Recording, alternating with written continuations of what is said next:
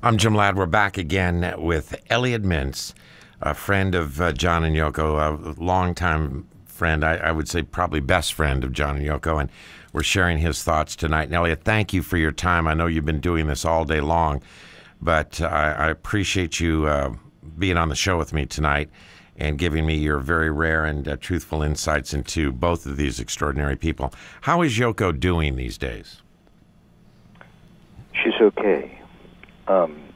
She ain't great. She is a lady in her mid-70s, and we knew where she was 30 years ago tonight, and we can only imagine what that experience represented. She has been the dutiful keeper of the wishing well. For me, she has been a constant source of inspiration. Obviously, she's been that for millions. It is clear that she has devoted these 30 years to, it's moments like this where I'm always being accused of being, the household propagandist. I just happen to love Yoko. Yeah, you're amongst friends here, so forget that. Just tell us what's in your heart. Okay, thank you. She's okay. She doesn't laugh as loud, or as frequently. And she still changes countries the way I change my dry-cleaned shirts 3 times a day. She travels the world trying to promote various projects, museums, scholarships, charitable causes, and things in the name of John and Yoko, the things that they believed in. She makes the money to give it away.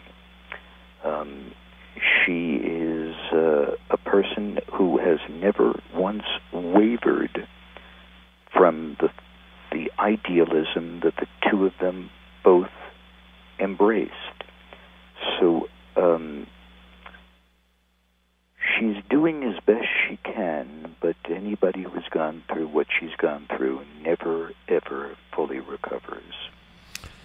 No, and boy, your point of her never wavering, carrying on the dream of peace in a more peaceful world, and John's message, they're both of their message, because it was an equal partnership, is certainly true. And I would hope that the next time you talk to her that you send her our love and our best wishes and our thanks for just being her. That's got to be a full-time job with what she does. And let her know that people appreciate her and her efforts on behalf of mankind, even, if it's Democrat, Republican, conservative, or liberal, she's there for everybody, isn't she? Yes. I was in touch with her today via email because she's overseas, and we maintain a constant correspondence. And it's so important, especially for the second or third generation of people who are becoming aware of this extraordinary couple and their journey together, that, as you said, it is not about liberal, conservative, Democrat, Republican, SDS, Tea Party. John said, imagine all the people. And as long as there is a part in anybody's heart that's going to exclude anybody, be their names be Mohammed or Rabinovitz or Glenn Beck or Bill Moyers, you're missing the point. Yeah.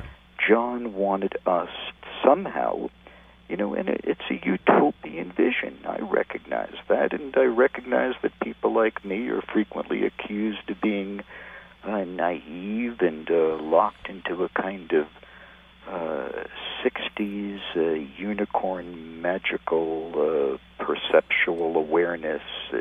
I've heard all the talk from people I represent who are in their 20s. You and I get it. The people who listen to you on the radio get it. Let me tell you something, Jim. 30 years ago tonight, the first interview that I gave after John fell was to you on the phone in the living room of the Dakota, about 20 feet away from Yoko. I just left her room for a few minutes to get on the phone with you to talk on that sad and mournful night. It makes sense to me that 30 years later we're having this conversation. And for anybody out there, for anyone who might be losing a little hope, who might be fearing the erosion of the spirit and the dream, it would not hurt for them to think about what she had to endure and remains optimistic about our global future. And if she can do it, we can at least try. Boy, that's a hell of a point, Elliot. That is a hell of a point. When you look at what that woman has gone through and yet see how she is today and has been for the last 30 years, by God, you're right. If she can do it, we all can do it. You Google Yoko's name, and I defy you to find in all these years, and even before John's death, even when she was vilified and was the most hated woman of the 20th century for all those myriad of reasons of breaking up the Beatles and blah, blah, blah, blah, blah, blah, blah. You Google her. I defy you to find one public utterance of cynicism, of condemnation of another person, of name-calling, or anything of that nature.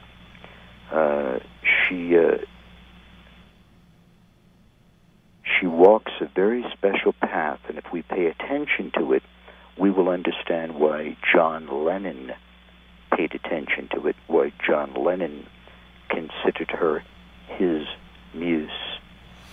And when we listen to his most poignant songs, understand that I don't believe that they could have been created without her participation and influence. To that point, listen to this quote. It should really have said Lennon Ono on that song, because she contributed a lot to that song. And Imagine was straight lift out of her book Grapefruit. There are pieces in there that say imagine this, imagine that. But the point of the song, right, is projecting the future in a positive way. Projection of goal, which business people do. They have courses on it. The footballers do it. They pray, they meditate before the game. They visualize themselves winning. Billie Jean King visualizes every move on the court. What we were doing, we were early pioneers of that movement, which is to project a future which we can have goals which we can reach, right? People project their own future. Well, let's hope that we learn to project a more positive future. You know, listening to him just now, again, I remember when we would have our own conversations. That's the way he spoke to me. That was not the John Lennon radio persona or perception, to move product. That's what he believed. That's what I believed. And in fact, the people who were listening this evening, we're all a community. We're all together. We all believe that stuff. So tonight, rather than take from this experience the sadness of his passing, let's just continue to embrace exactly what he said, and for us to continue on our path in the most difficult of times, in the most optimistic of ways, and with all due respect, with God's grace, we're home. Elliot, thank you so much for joining us tonight. I couldn't have done this without you and your loving insight into this. Thank you very much for being with me tonight. My privilege, Jim. Thank you. Good night. I'm going to give the last word of our tribute to John Lennon to John Lennon himself. This is KLOS. Give peace a chance imagine is the same thing. You hit it right in the head. It's just imagine if there were no countries. No countries, imagining no religion, not imagining no God. Although you're entitled to do that too. Imagining no denominations. Imagining that we revere Jesus Christ, Mohammed, Krishna, Milarepa equally. We don't have to worship either one, that we don't have to. But imagine there's no Catholic Protestant, no Jew Christian. That we allow it all, freedom of religion for real, for real. Just imagine it. Would it be so terrible?